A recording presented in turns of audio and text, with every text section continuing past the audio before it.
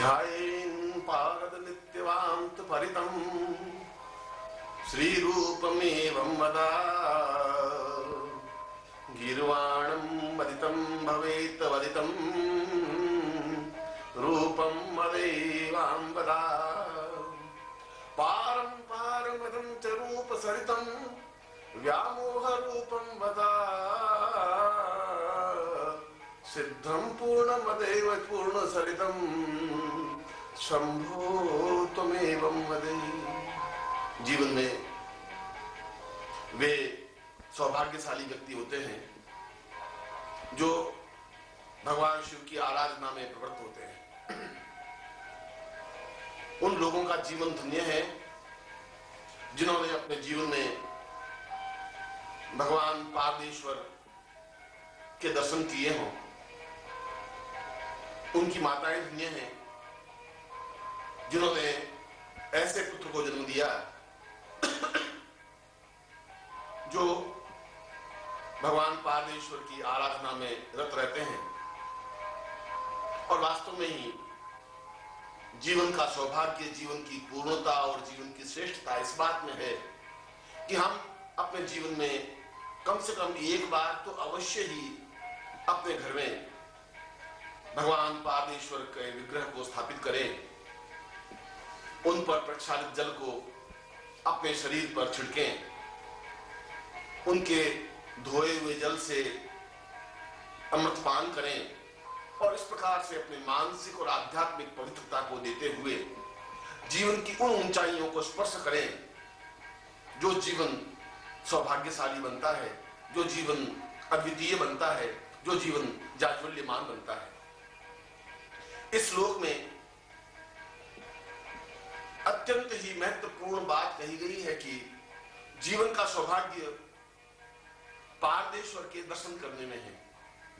और पारद के बारे में तो संपूर्ण शास्त्रों में सैकड़ों बातें लिखी हुई हैं, सैकड़ों ग्रंथ लिखे हुए हैं, सैकड़ों तथ्य इस बात के स्पष्ट है कि पारदम फलमेवं वाहा पूर्णमेवं वदन्तः सपारदमेवतां बुद्धिं दर्शनात् भवमुच्यते।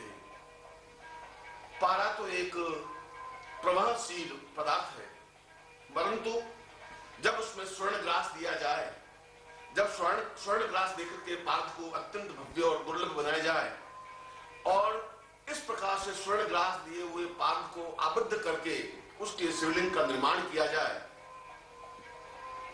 तो ऐसा शिवलिंग संसार का दुर्लभ शिवलिंग होता है। ऐसा शिवलिंग घर में स्थापित करना ही जीवन की श्रेष्ठता है। ऐसे शिवलिंग की पूर्णता ही जीवन की पूर्णता है। और यहाँ पर रावण संहिता में बिल्कुल स्पष्ट रूप से विवेचन किया गया है। रावण भगवान शिव को जो प्रसन्न नहीं कर सका, अत्यंत प्रयत्न करके भी जब शिव का सायुज्य प्राप्त नहीं कर सका, जब शिव की सन्निधि उपलब्ध नहीं कर सका, तो उसने अपने गुरु से इस बात की याचना की कि मैं किस प्रकार से भगवान शिव को प्रसन्न कर सकूं। तो उन्होंने पारमेश्वर के बारे में विस्तार से विवेचन करके समझाया कि भगवान शिव के दर्शन करने का एकमात्र प्रयत्न पारमेश्वर की स्थापना ही है। और यह बताया गया है कि ऐसा पार्थ शुभ्रम वै स्पर्श पूर्वं त्वं वीरमेवं वदन्तः सलक्ष्मीर्वाजिते पूर्व स्वर्ण ग्रासोच दीयते। अत्यंत शुद्ध, लोह रहित, शुभ्र, ज्योत्स्नित और दिव्य पारे को लेकर के जो रसेश्वरी दीक्षा से संपन्न गुरु हैं, जिन्होंने अपने जीवन में रसेश्वरी दीक्षा प्राप्त की हुई है, जिन्होंने अपने जीवन में रसेश्वरी दीक्षा दी हुई है, प्रदानम उपयुक्तम वा, जिसने ली भी है और जिसने रसेश्वरी दीक्षा देने की विधान भी जिसके पास है, ऐसा गुरु इतने उच्च कोटि के पार्थ को लेकर के उसको आबद्ध करने की क्रिया संपन्न करे और पारे को ठोस बनाते हुए निरंतर उसे 32 बार स्वर्ण ग्रास दे, जिससे कि स्वर्णोपमं पूर्वतम मदेव तुल्यम सविताम मदेव चरितम ममतम रूपः, ऐसा स्वर्ण ग्रास दिया हुआ पार्थ अपने आप में ही अत्यंत भव्य और दर्शनीय बन जाता है।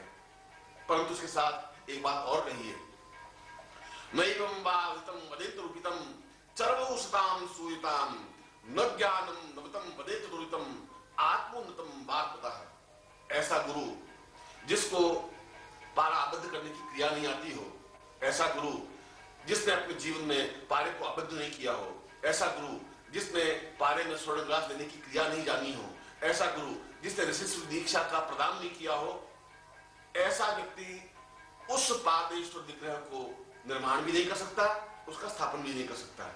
परंतु जिसको इस बात का ज्ञान है, जिसको इस बात की चिंतन है, वह इस प्रकार के पादेश्वर का निर्माण कर सकता है। रावण संहिता में एक स्थान पर स्पष्ट रूप से लिखा है, पुष्टम पूर्णमदेव रूपचरितम सावित्तां पुरतः स्वर्णग्रासे रामतुल्लाः पूर्वमेवं वदन्तः। पुष्य नक्षत्र हो और पूर्णा तिथि हो और उसमें भी भगवान शिव के सायुज्य नक्षत्र हो, चंद्रमा वाम हो और अग्निकोण में लक्ष्मी स्थापित हो, और उस प्रकार से अद्भुत संयोगों से संपन्न जब क्षण आवे, उस क्षण विशेष में पारे को आबद्ध करे। और पारे को आबद्ध करने के साथ साथ प्रारंभम वदितम वदेत रूपितम तृतीयो शतम पूर्वतः साचैत्यम सरितम वदेत रूपितम चीरवो शताम पूर्वतः। क्योंकि भगवान शिव के 32 नाम हैं, भगवान शिव के 32 रूप हैं और भगवान शिव के 32 विग्रह हैं, इसलिए 32 बार उस बद्ध पारण करते समय उसमें स्वर्णग्रास दे, और 32 बार स्वर्णग्रास दिया हुआ जो पारण आबद्ध होता है वह पूर्ण रूप से इस प्रकार के शिवलिंग के निर्माण में सहायक होता है। मगर यह बात बताई है कि इस क्षण विशेष में ही पारे को आबद्ध किया जाए और क्षण विशेष में ही उसको स्वर्णग्रास दिए जाए, क्योंकि स्वर्णग्रास देते समय इस बात का चिंतन रखे, लक्ष्मी त्वां वदितं वदेत रूपितं चर्वोस्तां पूर्वतः सग्रासं वदते वदन्त रूपितं शिवलिंगम पूर्वतां भवेत्।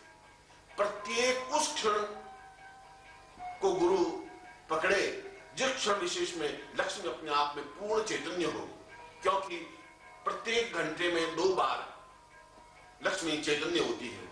यदि उस क्षण विशेष में स्वर्णग्रास दिया जाए तो उस शिवलिंग में लक्ष्मी स्वयं स्थापित होती ही है, और इस प्रकार से पूरे 16 घंटे तक वह प्रक्रिया संपन्न करे, और इस प्रकार से प्रत्येक घंटे में जब 2 बार लक्ष्मी चैतन्य होती हो तो दोनों ही बार स्वर्णग्रास दे।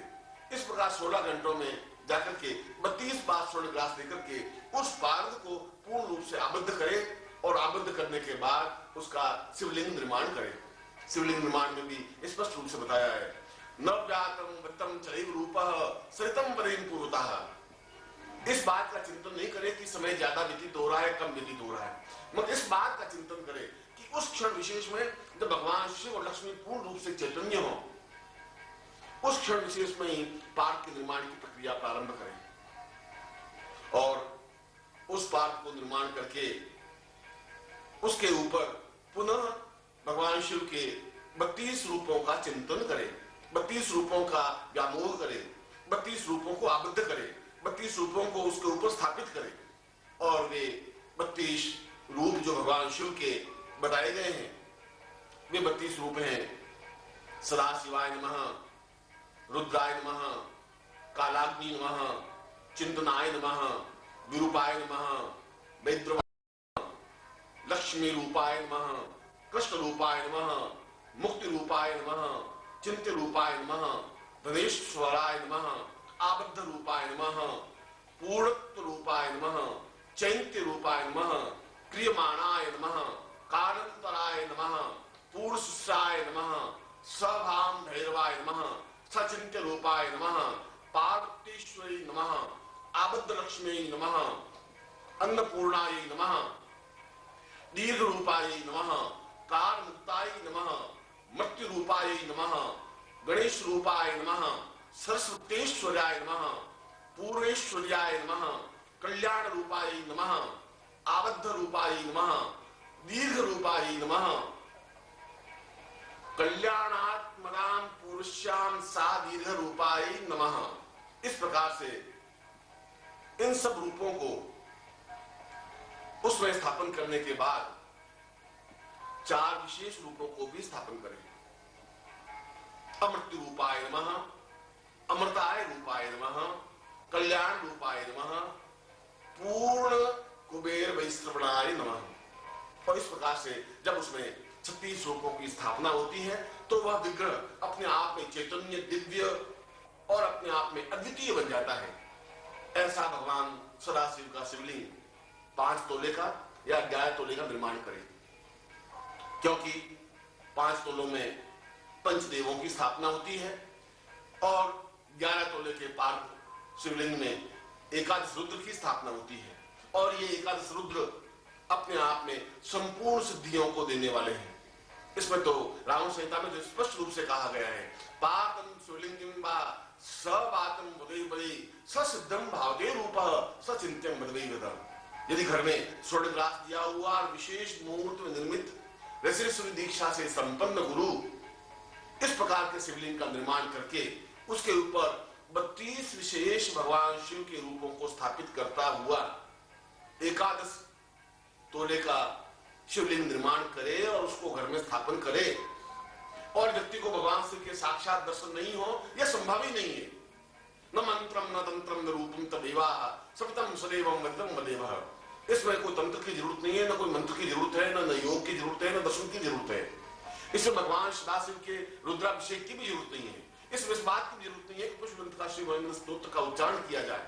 इसमें तो केवल शिवलिंग को स्थापन करने की क्रिया है और ऐसा शिवलिंग स्थापन होने पर निश्चित रूप से वह स्वयं अपने आप में दिव्य रूप बन जाता है। और ऐसा दिव्य रूप बनने के बाद वह पूर्ण रूप से दर्शन देने में समर्थ है ही। पापी से पापी और अधम से अधम व्यक्ति भी यदि ऐसे शिवलिंग को अपने घर में स्थापन करता है, ऐसे भगवान सदाशिव को अपने घर में स्थापन करता है, तो निश्चय ही भगवान सदाशिव उसे प्रत्यक्ष दर्शन देकर के पूर्णत्व प्रदान करते हैं, क्योंकि उसमें उन सभी रूपों का समावेश है जिन रूपों के माध्यम से भगवान सदाशिव प्रसन्न होते हैं। और फिर रावण संहिता में उस अतुलनीय धन, वैभव और ऐश्वर्य को प्राप्त करने के लिए भी एक विशेष प्रयोग दिया है। इस पार्थ शिवलिंग पर रावण अपने आप में अत्यंत शक्तिशाली और अद्वितीय विद्वान था।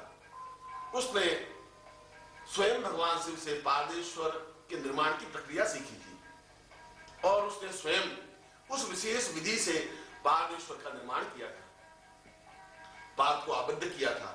पार्थ के 8 संस्कार संपन्न किए थे और प्रत्येक संस्कार में लक्ष्मी को आबद्ध किया था। इस प्रकार से शिवलिंग निर्माण के बाद उसमें रजतो वदाम पूर्वदेव रूपम, लक्ष्मी के सुगंधित रूप को लेकर के उसमें उन लक्ष्मियों का आवाहन करे, स्थापन करे, जिसको साचिन्त्यम वैदे वदांत रूपः सरिते सदाम समितम मदनम वदेवः।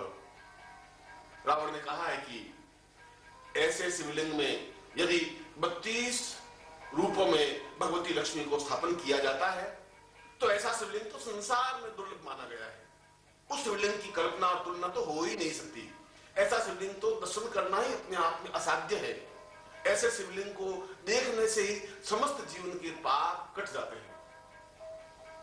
ब्रह्मत्याम गुरुहत्याम दोषत्याम सदैवदे सर्व पापे विनिर्जन्ते शिवलिंगे दर्शनात्। ऐसे शिवलिंग से और ऐसे शिवलिंग को स्थापन करने से, ऐसे शिवलिंग के दर्शन करने से यदि व्यक्ति ने अपने जीवन में गौ हत्या की हो, ब्राह्मण हत्या की हो या गुरु हत्या भी कर दी हो और अत्यंत आक्रांत पाप से भरा हुआ हो, फिर भी अपने जीवन में उसे इस प्रकार का पारदेश्वर शिवलिंग प्राप्त हो जाए तो ऐसे दर्शन करने से ही उसके समस्त पाप क्षय हो जाते हैं, समाप्त हो जाते हैं। एक स्थान पर शिव स्तोत्र में स्पष्ट रूप से बताया गया है कि केदाराम दीन पूर्वाणी पुण्याम दीर्घाम सर्व पृथ्वीं बदाम शिवलिंगाम भुवनेश्वरी। केदारनाथ से लगा करके संपूर्ण पृथ्वी तक जितने भी भगवान शिव के मंदिर हैं, जितने भी भगवान शिव के क्षेत्र हैं, जितने भी भगवान शिव के पुण्य स्थल हैं, उन सब पुण्य स्थलों, उन सब क्षेत्रों का दर्शन करने से जो पुण्य होता है वह पुण्य केवल मात्र पारदेश्वर भगवान शिवलिंग के दर्शन करने से ही प्राप्त हो जाता है। और इसीलिए कहा है रावण ने, किम पूर्वम वतम रेत रूपः सततम सदांत वैतम बदले रूपः। तुम क्यों पूरी पृथ्वी पर विचरण कर रहे हो? क्यों एक एक स्थान पर जाकर के उस मंदिर में दर्शन कर रहे हो? क्यों अलग अलग रूपों में केदारनाथ, बद्रीनाथ और दूसरे स्थानों पर जा रहे हो? क्योंकि पारदेश्वर शिवलिंग में तो समस्त पृथ्वी के शिवलिंगों का समावेश हो जाता है। उसमें तो उन समस्त गुणों और चिंतनों का समावेश हो जाता है जो शिवलिंग के पूर्व जीवन के और इस जीवन के पुण्यों की वजह से प्राप्त होता है। इसीलिए अपने घर में 11 तोले का शिवलिंग निर्माण करना ही और स्थापन करना ही जीवन की पूर्णता है, जीवन की श्रेष्ठता है। क्योंकि ऐसा शिवलिंग अत्यंत दुर्लभ है, अत्यंत कठिन है, प्राप्त होना ही दुष्कर है। क्योंकि ऐसा शिवलिंग के निर्माण की प्रक्रिया में ही उन 32 लक्ष्मियों को भी उसमें स्थापित की जाती है। प्रत्येक स्वर्ण ग्रास देते समय और प्रत्येक हीरक ग्रास देते समय एक श्रेष्ठ गुरु जब उसे हीरक ग्रास देता है पारदेश्वर को, तो प्रत्येक हीरक ग्रास में एक एक लक्ष्मी का आह्वान करता हुआ, न्यास करता हुआ उसमें स्थापन करने की क्रिया करता है। इस प्रकार से लक्ष्मी पूर्ण रूप से उसमें आबद्ध हो जाती है और वह 32 रूपों में स्थापित लक्ष्मी पूर्ण रूप से लक्ष्मी प्रदायक, धन प्रदायक, धान्य प्रदायक, श्रेष्ठता प्रदायक बन जाती है। रावण संहिता में स्वयं रावण ने कहा है कि मैंने उन 32 प्रकार की लक्ष्मियों को इस शिवलिंग में आबद्ध किया है, जैसा कि मुझे भगवान सदाशिव ने बताया था। और सदाशिव स्वयं रावण को समझाते हुए कहते हैं, योदनम पूर्वमे तुल्यम लंका मां पूर्वते सदा स लक्ष्मी आबद्धवाम पूर्व सदनांति उच्यते। ये तुम्हें स्वर्णमयी लंका बनानी है, ये तुम्हें अतुलनीय भंडार वैभव प्राप्त करना है, यदि जन जन की दरिद्रता समाप्त करनी है तो मेरे ऐसे पारदेश्वर विग्रह में तुम 32 प्रकार की लक्ष्मियों को आबद्ध करो और उस प्रकार और उस समय आबद्ध करो जब तुम्हें उसे हीरक ग्रास देते हो। जब तुम स्वर्ण ग्रास देते हो तब मेरे विभिन्न रूपों को उसमें आबद्ध करो। जब तुम उसे हीरक ग्रास देते हो तब लक्ष्मी के उन 32 स्वरूपों को उसमें आबद्ध करो, जिससे कि कई कई पीढ़ियों के लिए उसमें लक्ष्मी आबद्ध हो सके। और रावण संहिता में उन 32 प्रकार के लक्ष्मियों के स्वरूप का चिंतन भी दिया हुआ है और बताया है, श्रीयै नमः, लक्ष्मी नमः, महालक्ष्मी नमः, धनलक्ष्मी नमः, धान्य लक्ष्मी नमः, पृथ्वी लक्ष्मी नमः, कीर्ति लक्ष्मी नमः, भवन लक्ष्मी नमः, यशा लक्ष्मी नमः, दीर्घ आयु लक्ष्मी नमः, पूर्णताम लक्ष्मी नमः, पुत्र लक्ष्मी नमः, पौत्र लक्ष्मी नमः, व्यापार लक्ष्मी नमः, पूर्णताम देयी लक्ष्मी नमः, पुष्प धन्वारी लक्ष्मी नमः, सौंदर्य लक्ष्मी नमः, गुणोन्वयी लक्ष्मी नमः, पुत्र पौत्र बंधु बांधवी लक्ष्मी नमः, आबद्धम पूर्णत्वम लक्ष्मी नमः, अन्नपूर्णायै नमः, सस्त्रियै नमः, काम देवाय लक्ष्मी नमः, रति लक्ष्मी नमः, सौंदर्योत्तमाम लक्ष्मी नमः, पूर्ण आयुर्वेद लक्ष्मी नमः, सचिंतनाय लक्ष्मी नमः, कल्याण लक्ष्मी नमः, दीर्घ आयुष्य लक्ष्मी नमः, काल लक्ष्मी नमः, धनधान्य लक्ष्मी नमः, पूर्ण वैभव लक्ष्मी नमः, सस्त्रियै लक्ष्मी नमः, आयुष्य लक्ष्मी नमः, सचिंतन लक्ष्मी नमः, स्वर्ण वर्षाय लक्ष्मी नमः, आकस्मिक लक्ष्मी प्राप्ति नमः। और इन 32 प्रकार की लक्ष्मियों में समस्त संसार का वैभव, यश, सम्मान, प्रतिष्ठा और पूर्णता प्राप्त हो जाती है। परंतु इसका एक चिंतन है, इसका एक विचार है, इसकी एक धारणा है, क्योंकि इस प्रकार के शिवलिंग का निर्माण करना कोई बहुत महत्वपूर्ण नहीं है। महत्वपूर्ण है कि उसे किस क्षण विशेष में उस भगवान सदाशिव के विग्रह को स्थापन किया जाए। जैसा कि मैंने अभी बताया कि शिवलिंग के निर्माण में और प्रत्येक घंटे में 2 बार भगवान सदाशिव जागृत होते हैं और 2 बार लक्ष्मी चैतन्य होती है। जिस समय भगवान सदाशिव जागृत हो उस समय भगवान सदाशिव के स्वर्ण ग्रास को दिया जाए और जिस क्षण लक्ष्मी चैतन्य हो उसमें हीरक ग्रास दिया जाए। इस प्रकार उस शिवलिंग में 32 स्वर्ण ग्रास दिए जाते हैं और 32 हीरक ग्रास दिए जाते हैं और इस प्रकार से 64 सिद्धियों को उसमें समावेश करके उस 11 रुद्रों सहित उस पारदेश्वर का निर्माण किया जाता है। ऐसे पारदेश्वर को स्वयं सदाशिव ने कहा है, पार्वतीं पूर्णतम रूपः सवेवां वदति वदन् पृथ्वी रूपेण वाम रूपम न विद्यो मर्दे उच्यते। पृथ्वी पर जितना भी स्वर्ण है, धन है, मेरे इस प्रकार के पारमेश्वर शिवलिंग के सामने तुच्छ है। पृथ्वी पर जितनी संपदा है वह उसके सामने तुच्छ है, क्योंकि मेरा ऐसा विग्रह ही जिसके घर में स्थापित होता है, मैं स्वयं समस्त प्रकार की लक्ष्मियों को साथ लेकर के उस शिवलिंग में स्थापित हो जाता हूं। और जिस शिवलिंग में मैं स्थापित हो जाता हूं, उस शिवलिंग का दर्शन करना ही समस्त जीवन को पूर्णता देना है, संवारना है, सजाना है, पूर्णते और पूर्ण के रूप में पूर्णता प्राप्त करने की क्रिया है। और यही पर पार्वती प्रश्न करती है कि इस प्रकार के शिवलिंग को स्थापन करने से क्या प्राप्त होता है। भगवान सदाशिव प्रसन्न होकर के हंसते हुए कहते हैं, न वै वाम वतम रूपः सचिंत्यम वतै प्रिया सा एवां वतम रूपः न दीर्घो वतै वदः। तुम नहीं जानती कि इस प्रकार का शिवलिंग प्राप्त करना अत्यंत कठिन और दुष्कर है। समर्थ और योग्य गुरु ही इस प्रकार के शिवलिंग की निर्माण करने की प्रक्रिया कर सकता है, कि उस गुरु को मालूम है कि कौन सा विशेष मुहूर्त है, उसको उस पार्थ के 8वें संस्कार का ज्ञान है, उसको पार्थ को आबद्ध करने की क्रिया का ज्ञान है।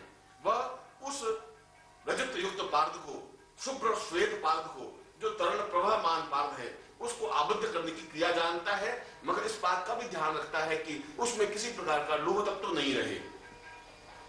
और लोह रहित उस शुभ्र पार्थ में उस विशेष मुहूर्त में उसके निर्माण करने की प्रक्रिया का प्रारंभ करता है। यह तो गुरु को मालूम है कि वह क्षण कौन सा है जिसमें भगवान सदाशिव जागृत होते हैं। यह तो गुरु को मालूम है कि वह क्षण कौन सा होता है जिसमें स्वयं लक्ष्मी चैतन्य होती है। और ठीक क्षण को पकड़ते हुए उन विशेष मंत्रों के माध्यम से भगवान सदाशिव को उसमें स्थापन करता है। उस विशेष क्षण को अपने हाथ में लेते हुए उस भगवान सदाशिव के पारमेश्वर विग्रह में लक्ष्मी चैतन्य को स्थापन करता है। और इस प्रकार से एक एक रूप में उस लक्ष्मी को और उस भगवान सदाशिव के विग्रह को स्थापित करता हुआ एकादश रुद्र को पूर्णता देने का प्रयत्न करता है। और उसके बाद में मुहूर्तम वृतम रूपः सचिंतम चित्ते क्रिया दुर्लभो जायते नित्य नत्यमेवामृतवरी। इस कलयुग में चाहे वह लक्ष्मी की हजारों साधनाएं कर ले, इस कलयुग में वह चाहे भगवान शिव की सैकड़ों स्तुतियां कर ले, चाहे रुद्राभिषेक के 1 लाख पाठ कर ले, चाहे महेंद्र स्तोत्र के 1 लाख पाठ कर ले, परंतु इस प्रकार के पाठ करने से भी उतनी महत्ता प्राप्त नहीं हो सकती जितना केवल भगवान पारमेश्वर के दर्शन करने से प्राप्त हो सकता है। क्योंकि दर्शनम जायते पुण्यम दर्शनेम लक्ष्मी नाम बदे दर्शनम जायते शीघ्रम सदीर्घो वत्रिम बदे। इस प्रकार भगवान सदाशिव पारमेश्वर विग्रह के दर्शन करने से ही पूर्व जन्मों के समस्त दोष और पाप कट जाते हैं। इस प्रकार के भगवान पारमेश्वर के दर्शन करने से गुरु की सानिध्यता प्राप्त होती है। इस प्रकार के भगवान पारमेश्वर को दर्शन करने मात्र से भगवान सदाशिव के प्रत्यक्ष दर्शन संभव है। और यदि उसका विधिवत पूजन किया जाए तो निश्चय ही अपने पूर्ण स्वरूप में भगवती पार्वती के साथ सदाशिव प्रत्यक्ष रूप में उपस्थित होते ही हैं। और जितनी बार भी उसका आह्वान किया जाए उतनी बार ही भगवान सदाशिव प्रत्यक्ष दर्शन देकर के उसको जीवन में पूर्णता देने का प्रयास करते हैं। क्यों? जब भगवान राम ने लंका पर चढ़ाई प्रारंभ की तो उन्होंने मन ही मन भगवान सदाशिव को स्मरण किया और कहा कि मुझे हर हालत में विजय प्राप्त करनी ही है। तो भगवान सदाशिव ने एक ही बात में अपनी सारी जीवन का संकेत दे दिया, पारमेश्वर रूपम तुम पूज्ये सदाशिवः पूर्णताम पूर्णमयी रूपम विजयो वाप्ति वदे। तुम निश्चय ही जीवन विजय प्राप्त कर सकते हो यदि मेरे पारमेश्वर को स्थापन करके उसका पूजन अर्चन संपन्न कर सको, जिसमें पूर्ण रूप से मेरे 32 रूपों का समावेश हो। और इस प्रकार के शिवलिंग का निर्माण स्वयं हनुमान ने संपन्न किया और स्वयं राम ने उसका विधिवत पूजन अर्चन संपन्न किया। और इस पूजन अर्चन के माध्यम से ही वे उस अद्भुत और श्रेष्ठ दुर्लभ और कठिन और दुर्धर्ष रावण को परास्त करके विजय प्राप्त कर सके। इसलिए तो जीवन में स्पष्ट रूप से बताया गया है कि जीवन का सौभाग्य पारमेश्वर को प्राप्त करना है, क्योंकि उस पारमेश्वर के एकादश रूपों में अपने जीवन का समस्त संबंध समावेश हो जाता है। कल्याण रूपाय नमः, उसका एक विग्रह है समस्त जीवन को कल्याणमय बना देना।